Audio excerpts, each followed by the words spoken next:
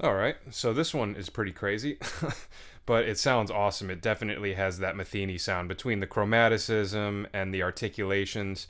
And yeah, I just love this line. This is from a live recording of Cantaloupe Island that he's doing with Herbie. So this is over the F minor chord in Cantaloupe Island. So we start up in our 11th position. Middle finger is going to be on B on the second string, the 12th fret, and then hammer on to C with your ring finger. And then go to the E flat on your first string, pick the E with your middle finger, and then hammer on to the F. And then you pick the E note again and pull off to E flat. So very very much how Metheny articulates a lot of stuff. There's a lot of hammer-ons and pull-offs, and as you'll see, there's a lot of maneuvering around different spots of the fretboard with a lot of chromaticism. So, and then from there, you pick the C on the second string, pull off to B flat, then middle finger goes to G, and then all you do is you slide down 2 frets. Your pointer finger goes to A flat on the second string, middle finger goes to F on the third string. Okay, so far it's pretty much F minor with chromatic between the flatted 7 and the root, and then you also are getting the flat 5 and the regular 5 combined. Then from there, I'm not sure what the fingering is that he's using for this, but what I did was I just put my pointer finger down on the G, so then I pick B flat with my pinky, pull off to A flat with my middle finger, and then ring finger goes to F, pull off to E flat, middle finger goes to B. I'm not sure if he's doing that. I mean, a lot of times when I watch a lot of these lines that he's doing, sometimes he's not using his pinky a lot, so I'm not sure if he's doing it like that, but that was the smoothest that I was able to do it, so. Alright, now here's where all the crazy chromaticism comes in, so. Put your pointer finger on D on the third string, hammer on to E, and then on the same frets on the next string, so then F sharp and G sharp, hammer on. Okay, and a lot of times when I'm analyzing some of these Metheny lines, I'm doing it in terms of intervals, but I'm not sure if he's always thinking in terms of intervals. A lot of times it kind of just looks like he's taking a shape, some sort of, you know, like right there, like you can see that's a shape, and he's just kind of moving it around and just incorporating a lot of chromaticism until he lands on a strong note. So I'm not exactly sure what his thought process is with a lot of these things, but I'm willing to bet a lot of it is just messing around with different shapes and mixing chromaticism in and out of that. So now from here, this is pretty much just straight chromatic, like all the way up and down, which surprised me when I figured it out. Then you put your pointer finger on A on the first string, and then slide up to the B flat, and then middle finger on B, pick the C with your ring finger, and slide it up to the C sharp. So straight chromatic. Then from here, we're going to continue just going down chromatically, and we're going to switch strings every couple fingers. So after, and then you pick the C with your middle finger, pull off to B.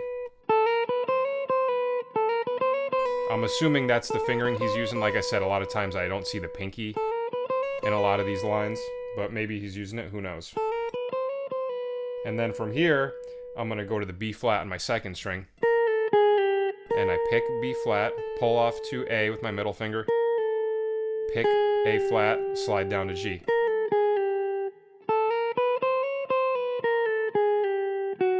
Then you do the exact same thing on the string below that. So then you start on G flat, pull off to F, pick E, slide down to E flat with your pointer finger. And then you do the same thing, but now you have to go up to the 12th fret because you have the D. So D, pull off to D flat, pick the C, slide down to B. So from there we got... Okay, so far we have...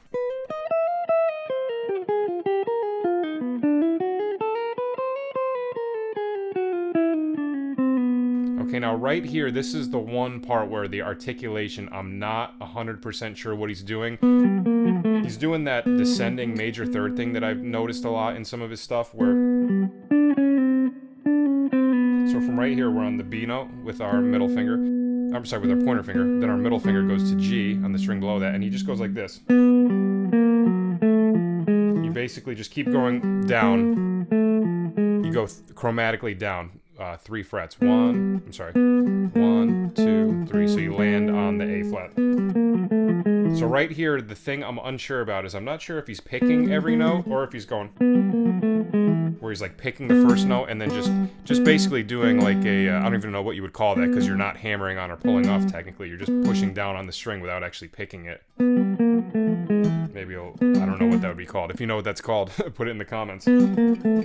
But I was trying to pick it, I think. That's the hardest part for me. So you could either pick it, or you can pick the first note and just push down on the second note without picking it. So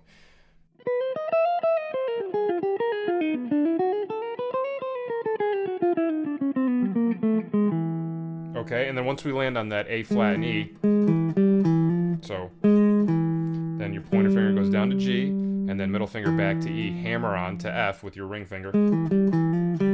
So, and then pointer finger on G, hammer on to A flat, and then pointer finger on C. So now once we land on this, you can kind of see the F minor, tonality start to come back in, right? We have the flat third, major 7, 9, major 7 root, and then 9, flat 3, 5. But this whole thing up here,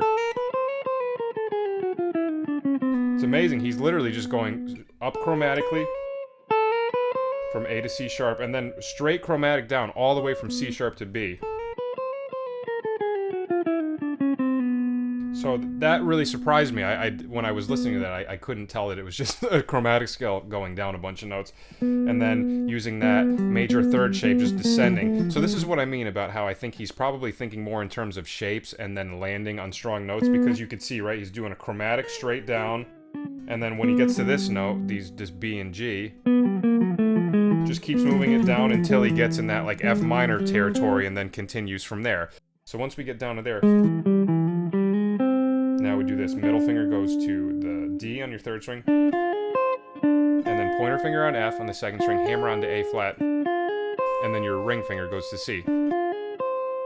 That looks like an F minor 6 arpeggio, right? 6, root, flat third, 5. And then pointer finger goes to D flat on the third string, and then pinky to A flat. So he's going to the flatted 6, and then he goes back to the regular 6. So D flat, A flat, D, and then it just finishes off with D, F, then you put your pointer finger on C and hammer on to D with your ring, middle finger on A flat, pointer finger on C, and then pinky on F, middle finger on A flat. So you pretty much finish off like an F minor 6 arpeggio. So the whole thing's slow.